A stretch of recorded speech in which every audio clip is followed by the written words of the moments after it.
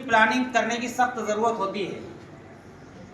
ऐसी उम्र में इस मौके पर कैरियर बनाने के बजाय वो ऐसी बुराइयों में जो है मुब्तला हो जाते हैं, ऐसी बुराइयों में इन्वॉल्व हो जाते हैं, ऐसी चीज़ों का वो सेवन करने लगते हैं, इस्तेमाल करने लगते हैं, जैसे शराब है, गांजा है, भांग है, अफीम, हीरोइन, चरस, फिर इंजेक्शन वगैरह का इस्तेमाल करना, कैप्सूल्स का इस्तेमाल करना। इससे हम सामने से तो अच्छे नजर आते हैं, लेकिन अंदर से ये हमारे जिस्म को बिल्कुल खोखला कर देता है। फिर इसके जरिए से नौबतें आती हैं कि लोग आत्महत्या तक पहुंच जाते हैं, अपना घर उजाड़ने पर उतर आते हैं, अपनी बीवी बच्चों के साथ, अपने माँ बाप के साथ, अपने मोहल्ले के अंदर लड़ाई झगड़े फसाद करना शुरू कर देते हैं। और फिर वो खुद अपने लिए ये करते हैं कि जब वो नशे में लथपथ हो जाते हैं तो कहीं सड़क किनारे गंदगी में पड़े हुए हैं, कहीं कुत्ता जो है कोई जानवर का मुंह चाट रहा है, कोई उनके ऊपर मूत रहा है, कोई उनके साथ बदसलूकी कर रहा है, उन्हें होशो हवास नहीं होता।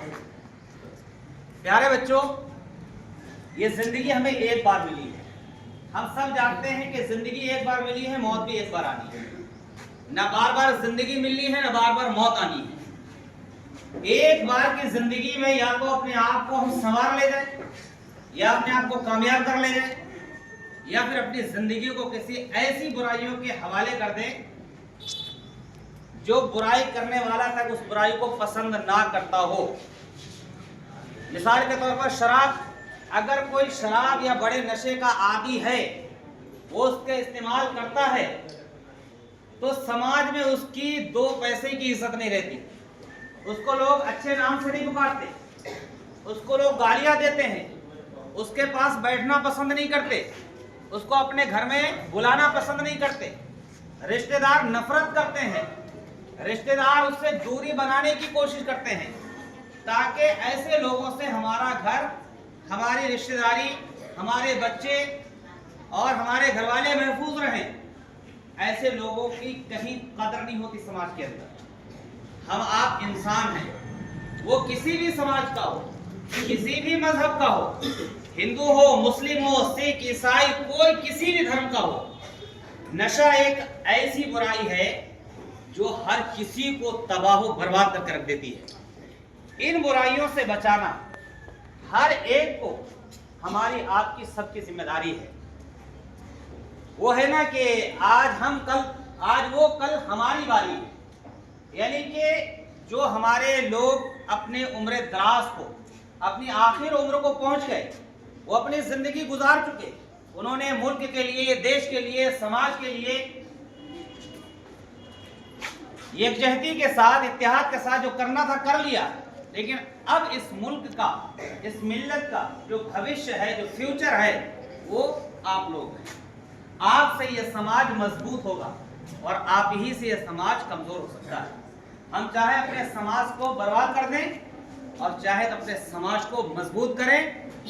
इतना मजबूत कर दें, ऐसा अखलाक और ऐसी बातें, ऐसी चीजें अपने अंदर पैदा कर लें कि हम अपने मोहल्ले के लिए नहीं, अपने शहर कस्बे के लिए नहीं, बल्कि हमारा देश, हमारा मुल्क, पूरी दुनिया के लिए एक मिसाल बन सकता है अगर हम चाहें तो। लेकिन जरा सी लत लग जाने की वजह से अपनी जिंदगी को हम बगैर सोचे समझे इन बुराइयों के हवाले कर देते हैं, जिसके तहत यह अभियान जो है जमात इस्लामी हिंद उत्तर प्रदेश पश्चिम चला रही है। आज उसका आखिरी दिन है। ये एक अभियान सिर्फ चंद दिन के लिए इसलिए चलाया गया कि ताकि जो है तलबा, नौजवान को, समाज में फैली बुराइयों को उनसे रूबरू और उनसे जो है लोगों को जागरूक किया जाए, लोगों को समझाया जाए। लेकिन इसकी कोशिश, इसकी मेहनत, इस सिलसिले को लगातार आगे बढ़ाते रहना, ये हमारा आपका काम है। अगर हमने आपने इस बुराई पर लगाम नहीं लगाई तो आने वाले वक्त में इसके अंजाम बहुत भयानक होने वाले हैं। हो सकता है कि कहीं हम नशे की हालत पर पड़े हों और लोग जो हमको लात मार रहे हों, लोग हमको गालियां दे रहे हों।